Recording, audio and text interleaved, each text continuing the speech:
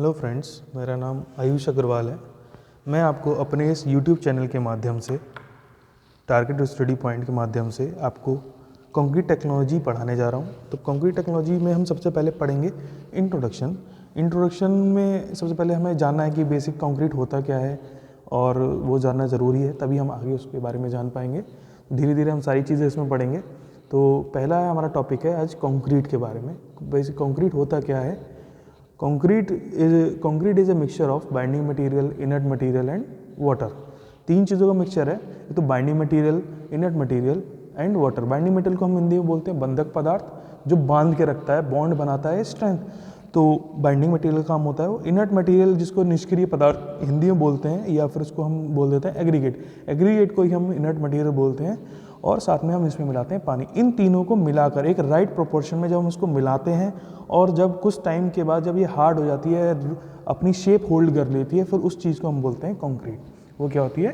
Concrete होती है। Concrete के अंदर तीन मेन इंग्रेडिएंट्स हैं, बाइंडिंग मटेरियल, इनर्ट मटेरियल और वाटर। अब जो बाइंडिंग मटेरियल है, बाइंडिंग मटेरियल का काम क्या होता है? मैंने अभी आपको बताया बाइंडिंग मटेरियल का काम होता है, इसको हिंदी में बोलते हैं बंधक पदार्थ। तो ये बांधने का काम करता है। तो जो भी हम कंक्रीट प्रिपेयर कर रहे हैं, जो भी बना रहे हैं, उस कंक्रीट के अंदर जो बॉन्ड बनता है और जो स्ट्रेंथ मिलती है, बॉन्ड और स्ट्रेंथ दोनों किससे मिलती है? Binding material. ये हमें बॉन्ड भी देता है, साथ साथ स्ट्रेंथ भी देता है हमारे कंक्रीट को, हार्ड होने के बाद जो अपने शेप को होल्ड कर सके। ठीक, इसके अंदर क्या क्या आते हैं? मड आती है, सीमेंट आती है, लाइम आती है और बिटुमिन आती है। तो अगर हम उस कंक्रीट में अगर हम मड मिला रहे हैं, मेन तो बाइंडिंग मटेरियल, तो उसको बोल देते हैं मड कंक्रीट। अगर हम उसमें सीमेंट मिला रहे हैं तो उसको बोल देते हैं सीमेंट कंक्रीट। अगर हम उसमें लाइम मिला रहे हैं binding as a binding material, तो हम उसको बोल देते हैं बाइंडिंग लाइम कंक्रीट। और लास्ट में अगर हम उसमें बिटुमिन मिला रहे हैं एज ए बाइंडिंग मटेरियल, तो हम उसको बोल देते हैं बिटुमिन कंक्रीट। तो सब जगह अलग अलग टाइप की कंक्रीट्स यूज़ होती हैं। तो यही हमारे टाइप ऑफ कंक्रीट भी कहलाए जाते हैं। उसके बाद अगर हम बात करें, जैसे ये हो गया बाइंडिंग मटेरियल। बाइंडिंग मटेरियल के बाद अगर हम बात करें इनर्ट मटेरियल की, इनर्ट मटेरियल को बोलते हैं निष्क्रिय पदार्थ। निष्क्रिय पदार्थ जो होते हैं ये इनका जैसे बाइंडिंग मटेरियल है, बाइंडिंग मटेरियल जब हम पानी मिलाते हैं तो इसके अंदर जैसे सीमेंट है या लाइम है, ये क्या करते हैं? पानी के साथ रिएक्ट कर सकते हैं। तो इन्हीं की ही रिएक्शन होनी चाहिए। अगर हम इनर्ट मटेरियल बनाएं तो इनकी भी रिएक्शन होगी, तो क्या होगा? कंक्रीट में रिएक्शंस, कई सारी रिएक्शंस होने लगेंगी। जो जिस टाइप की हमें कंक्रीट चाहिए वो कंक्रीट हमें को नहीं मिल पाएगी। तो क्या होना चाहिए? तो इसलिए जो हम इसमें इनर्ट मटेरियल ऐसे मिलाते हैं जिसको हम निष्क्रिय पदार्थ बोलते हैं, जो कि वो पानी के साथ रिएक्ट ना करें। तो ये ध्यान रखते हैं। इसलिए इनर्ट मटेरियल जो होते हैं दो टाइप के होते हैं, एक तो फाइन एग्रीगेट होता है और एक कोर्स एग्रीगेट होता है।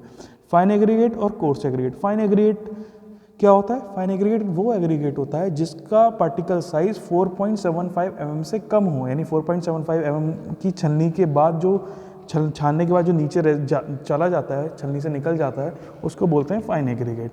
और जो कोर्स एग्रीगेट वो एग्रीगेट होता है जो 4.75 की छलनी पर ठहर जाता है, रुक जाता है, उसको बोलते हैं कोर्स एग्रीगेट। जो हम इसमें फाइन एग्रीगेट यूज़ करते हैं वो सैंड है, बालू, डस्ट और सुर्खी। ठीक, सुर्खी हो गई। और उसके बाद कोर्स एग्रीगेट में ब्रिक ब्लास्ट है, स्टोन ब्लास्ट है और ग्रेवल है। उसके साथ हम पानी जो यूज़ करते हैं इसमें साफ पानी होना चाहिए, उसमें कोई इम्प्योरिटी या कोई सॉल्ट या कुछ मिला नहीं होना चाहिए। ठीक, तो ये इसमें यूज़ करते हैं। अब देखिए हम बात करते हैं अब इसके अंदर किस चीज़ का क्या काम होता है। पहले अगर हम बात करें बाइंडिंग मटेरियल की, मैं बता चुका हूँ बाइंडिंग मटेरियल आपको कि वो बॉन्ड देता है और स्ट्रेंथ प्रोवाइड कराता है। ठीक, उसका अगर हम बात करें एग्रीगेट की, एग्रीगेट का काम क्या होता है? अगर हम एग्रीगेट का काम ये होता है, एक तो जो हम मिक्सचर बना रहे हैं उस मिक्सचर में वॉल्यूम देता है, वॉल्यूम प्रोवाइड, यानी एक वॉल्यूम मिल जाता है, कॉस्ट कम हो जाती है, इकोनॉमिकल हो जाता है, और साथ साथ उसमें स्टेबिलिटी भी देता है। और एक जो सपोज अगर हम जैसे कोई कोर्स एग्रीगेट ले रहे हैं, कोर्स एग्रीगेट के जो पार्टिकल्स हैं वो जब हम कास्टिंग करते हैं तो उसमें जब हम कोर्स कंक्रीट डालते हैं तो उन पार्टिकल्स के बीच में एक वॉइड क्रिएट हो जाता है, एक रंध्र जिसको हिंदी में बोलते हैं, गैप क्रिएट हो जाता है। उसको भरने के लिए हम क्या करते हैं? फाइन मटेरियल डालते हैं कि उस गैप कौन भरता है? वो फाइन एग्रीगेट उस गैप को भरता है। जिस वजह से क्या होता है? एक सॉलिड स्ट्रक्चर, एक सॉलिड जो स्ट्रेटा है वो हमको मिल जाता है।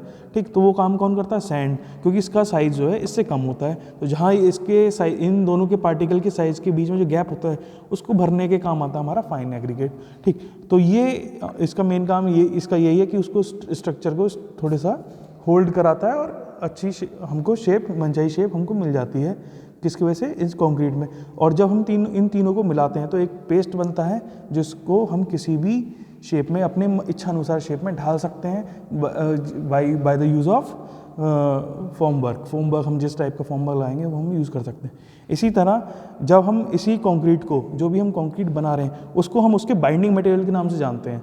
अगर हमने सबसे पहले अगर हमने मड उसके अंदर ऐसे बाइंडिंग मटेरियल मिलाई है तो हम उसको बोल देते हैं मड कंक्रीट।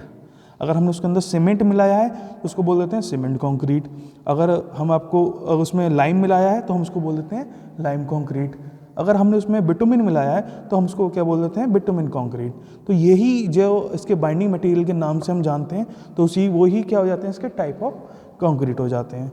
तो ये कुछ आज हमने थोड़ा सा बेसिक के बारे में पढ़ा है। अगर आपको समझ में आया तो लाइक कीजिएगा चैनल को, कमेंट कीजिएगा, और ठीक है, थैंक यू।